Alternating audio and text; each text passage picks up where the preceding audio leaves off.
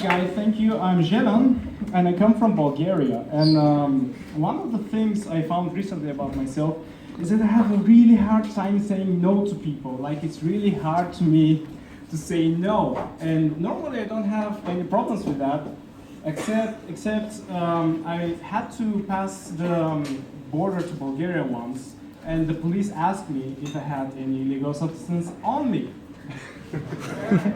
And the guy seemed like he wanted me to say yes, because he kept doing this. He was like, do you have any illegal substances on you? To me, I bet you do. And so I said, yes, I do.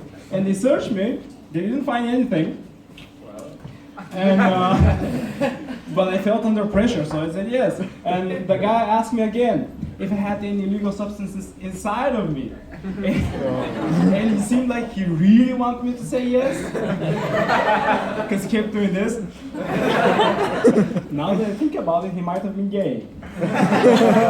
Or like a really eager proctologist, I'm not sure. And I said yes, again, I felt under pressure. And so they searched me again, don't find anything. And so they realized I've been lying to them. And so they asked me why I had been lying to them. And so I said yes! And they asked me if I'm retarded. Are you retarded? I bet you are. And so I said yes, I must be retarded. I must be after all of this. After that point I said, you know what, I'm going to start to say no more often because I have to, honestly. And I was out with some buddies of mine, drinking. And a buddy of mine asked me if I want to have a shot. He was like, you want a shot? I'm like, nah, not really. Sure?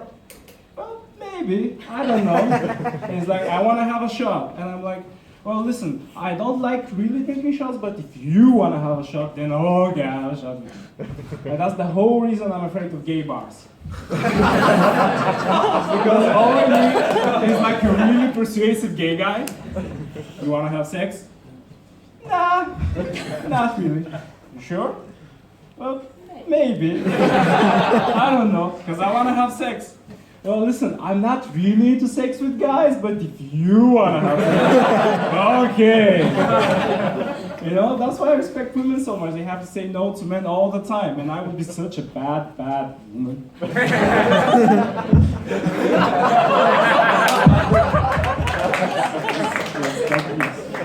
Dirty audience. So we had, well, technology is getting smarter today, let's face it, and smart technology is the future. We had these smart coffee machines, even coffee machines are smart nowadays, and we had this smart coffee machine at our work. And you know, you used to get a message when the waste bin needed to be emptied. So we empty the waste bin, put it back in, and get a message. Did you empty the waste bin? And you go, yes, I did. And then you get another message. Did you really empty the waste bin? Like, fuck you, coffee machine. First of all. Second of all, how did you know I didn't empty the waste bin? And I think it's kind of sad when coffee machines start doubting humans, because it's sad that one of the first things we teach them isn't love or compassion, it is to doubt their human masters. This can only end well, badly, not well. Well for the coffee machines, I guess. They'll attack us with hot coffee. And for example, as well, smart cars of the future will be able to detect if they have like a fault in their engine, and will be able to schedule their own service slot and to get repaired. Also, they'll be able to detect if like you had a fight with your wife and you get a pop-up message. You want to go to a hooker? Not really. You sure? Maybe. I don't know. If you want to go to a hooker.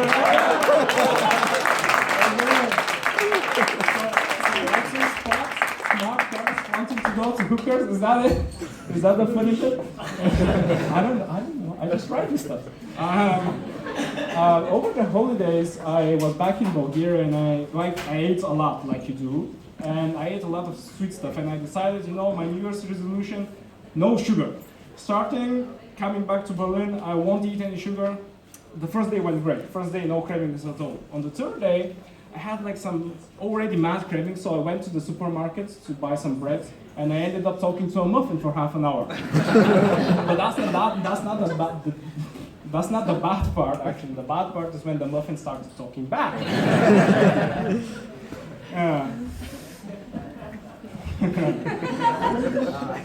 Also, one of the first things I noticed when I moved to Berlin from Bulgaria was how tall German people are. Because German people are so, like, in Bulgaria, I'm tall, and here I feel like an underdeveloped teenager. It's ridiculous. And I was at this party once, and these three incredibly tall German guys came. And they passed me right by, didn't say hello, didn't say anything, totally ignored me. I started getting mad, but then I decided, you know what?